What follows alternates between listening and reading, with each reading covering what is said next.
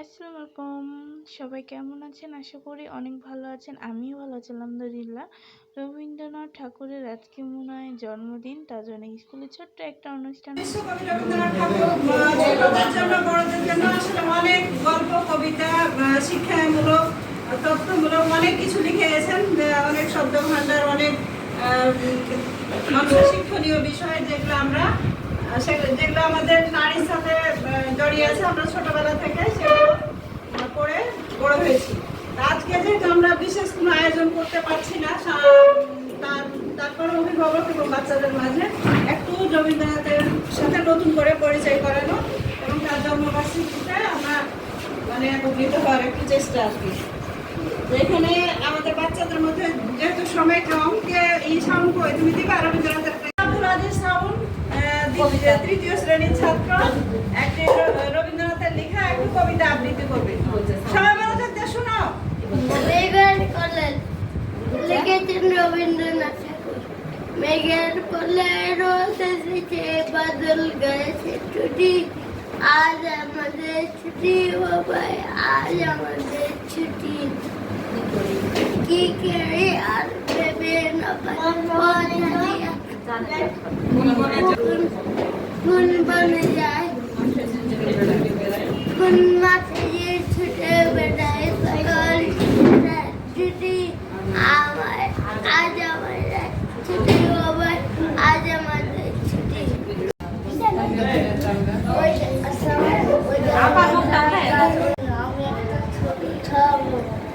ওই দেখা যায় টাকা লিখেছেন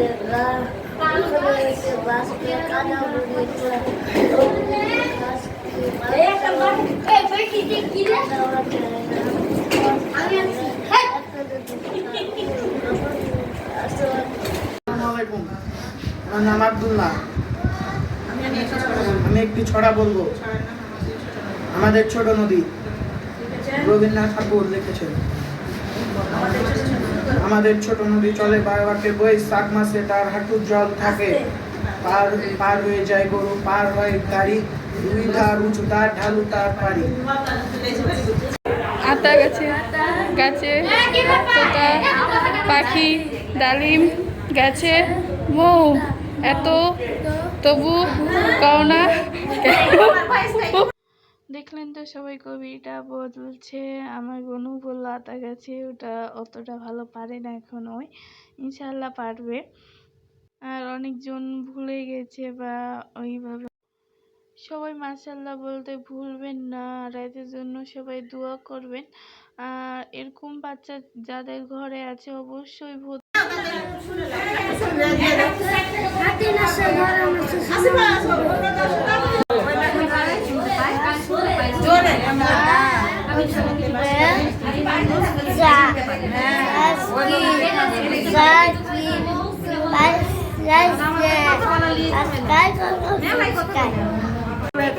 আমি একটু ছড়াবো বাচ্চার কাছে,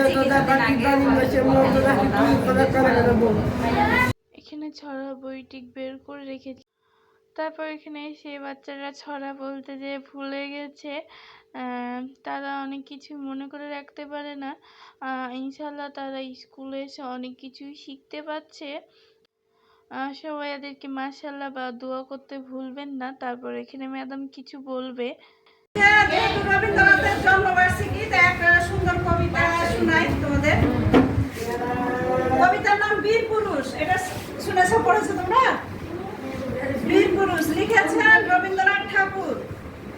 মনে করো যেন বিদেশ ঘুরে, মাকে নিয়ে যাচ্ছি অনেক দূরে, তুমি যাচ্ছ পালকিতে মা চড়ে, দরজা দুটো একটুকু ফাঁক করে, আমি যাচ্ছি রাঙ্গা ঘোড়ার পরে, টগবগিয়ে তোমার পাশে পাশে, রাস্তা থেকে ঘোড়ার খুঁড়ে খুঁড়ে, রাঙা ধুলায় মেঘ ঘুরিয়ে আসে, সন্ধে হলো সূর্য নামে পাটে, এলেম যেন জোড়া দিঘির মাঠে, ধু ধু করে যেদিক পানে চাই, কোনোখানে জনমানব নাই, তুমি যেন আপন মনে তাই, ভয় পেয়েছো, ভাবছো এলেম কোথা, আমি বলছি ভয় করো না মাগো, ওই দেখা যায় মরা রহস্যটা সুন্দর না কে তা জানে, অন্ধকারে দেখা যায় না ভালো,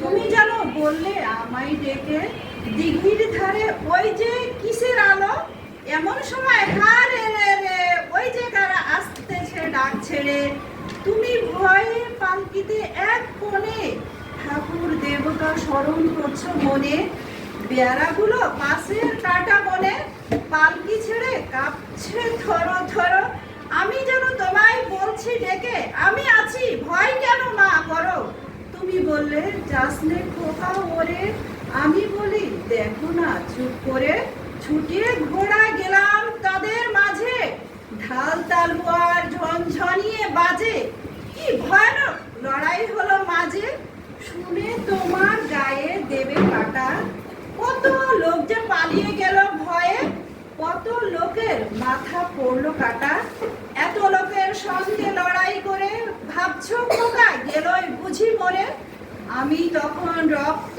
মেখে ঘেমে বলছি এসে লড়াই গেছে থেমে, তুমি শুনে পালকি থেকে নেমে চুমুক হেন নিচ্ছ আমায় কোলে, বলছো ভাগ্যি খোকা সঙ্গে ছিল, কি দুর্দশায় হতো তা না হলে।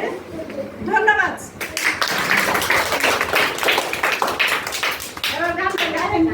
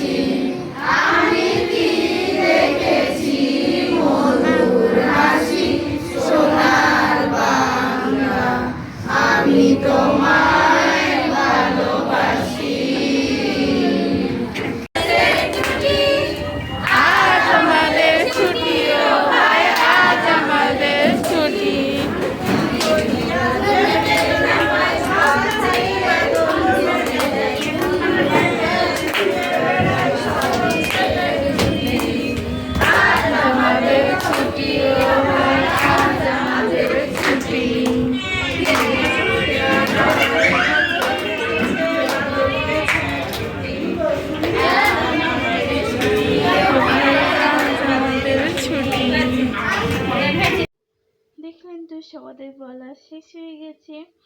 আর এখন এখানে একটা রবীন্দ্রনাথ কি যেন বলছিল, তারা মানে বলতে পারেনি, তার মধ্যে হেসে দিয়েছে, দেখতেই পাচ্ছেন ভুল করেছে। এই পর্যন্ত আমার ভিডিওটা ছিল, সবাইকে জানাই আমি আল্লাহ হাফেজ।